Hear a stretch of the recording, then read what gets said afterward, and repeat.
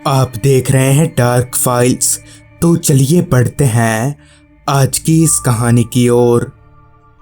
उस रात गर्मी इतनी जोरदार थी कि चार दीवारी के भीतर ना तो मैं सो पा रहा था और ना ही रमन।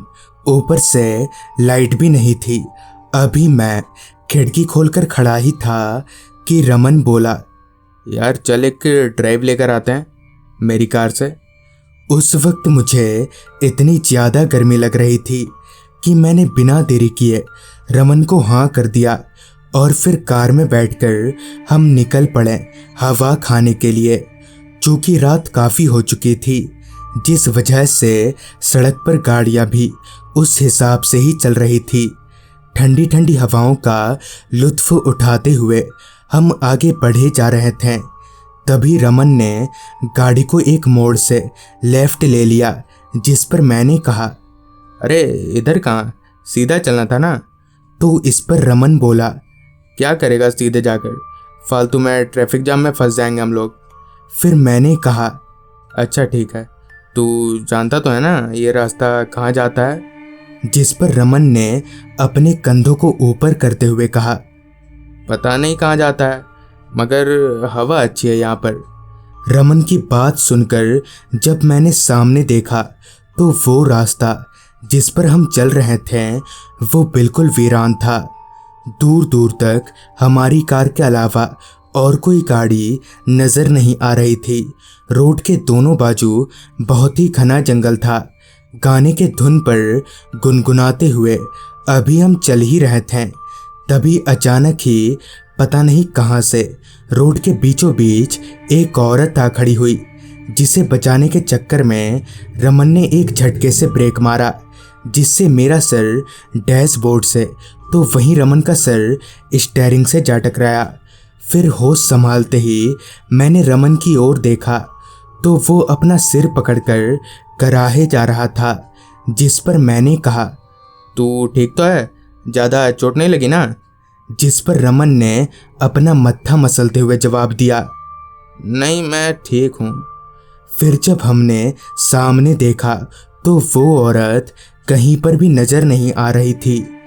कहीं गाड़ी के नीचे तो नहीं आ गई। ये सोचकर मैं और रमन नीचे उतरे और ऊपर नीचे चारों ओर निगाहें घुमाई, मगर वो औरत कहीं नहीं थी। जिस पर मैंने कहा, छोड़ यार, वो चली गई होगी, अब हम भी चलते हैं। उस औरत को ना पाकर हम दोनों गाड़ी में बैठ गए। थोड़ी देर पहले जो कुछ भी हुआ उसके बाद अब हमारा मूड ऑफ हो चुका था, जिस वजह से रमन ने गाड़ी को घर की ओर मोड़ लिया।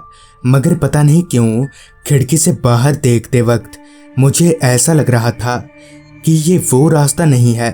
रास्ते का हुलिया कुछ बदला बदला सा लग रहा था, जिसका जिक्र करते हुए मैंने रमन से कहा, यार हम लोग सही रास्ते पर तो जा रहे हैं ना, मुझे ऐसा क्यों लग रहा है कि ये कोई दूसरा रास्ता है। जिस पर रमन ने मुस्कुराते हुए जवाब दिया, नहीं नहीं, एक ही तो रास्ता है, हम ठीक रास्ते पर हैं, चिंता मत कर तू। ना चाहते हुए भी मुझे रमन की बात माननी ही पड़ी, क्योंकि एक हिसाब से तो वो भी ठीक ही बोल रहा था। अब हमें उस रास्ते पर चलते हुए करीब 15 से 20 मिनट बीत चुके थे, मगर रोड था जो ख़त्म होने का नाम ही नहीं ले रहा था। गाड़ी एक ही धुन में चले जा रही थी, जबकि आते वक्त तो हम 10-12 मिनट में ही यहाँ पर पहुँच गए थे। अब धीरे धीरे रमन का चेहरा भी पीला पड़ने लगा था। अभी हम किसी तरह से चल ही रहे थे, तभी रोड के बीचों बीच एक आदमी खड़ा दिखा। उसके माथे से खून बह रहा था। हालत से तो वो किसी एक्सीडेंट का शिकार मालूम पड़ रहा था, और न सिर्फ दर्द बल्कि एक अजीब किस्म का खौफ भी उस आदमी के चेहरे पर साफ दिख रहा था। लिहाजा रमन ने गाड़ी को ठीक उस आदमी के पास रोका। इससे पहले कि हम उस आदमी से कुछ पूछ पाते वो कार के पीछे वाली सीट का दरवाज़ा खोलकर अंदर आ गया। जिस पर मैंने कहा, अरे ऐसे कहाँ घुसे आ रहे हैं आप।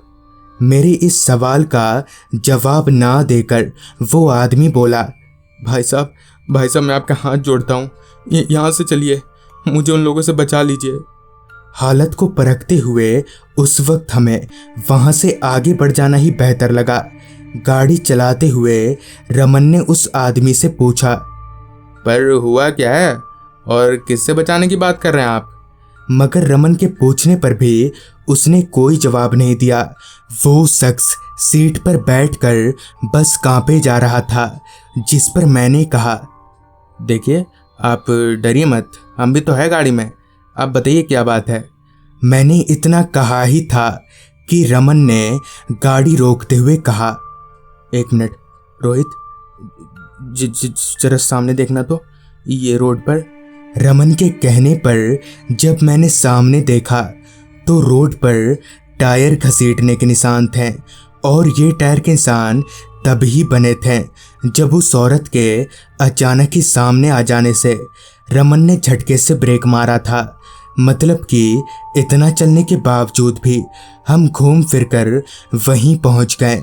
ये देखकर मेरी सिट्टी बिट्टी गुल हो चुकी थी। एक पल को ऐसा लगा जैसे मैं कोई सपना देख रहा हूँ।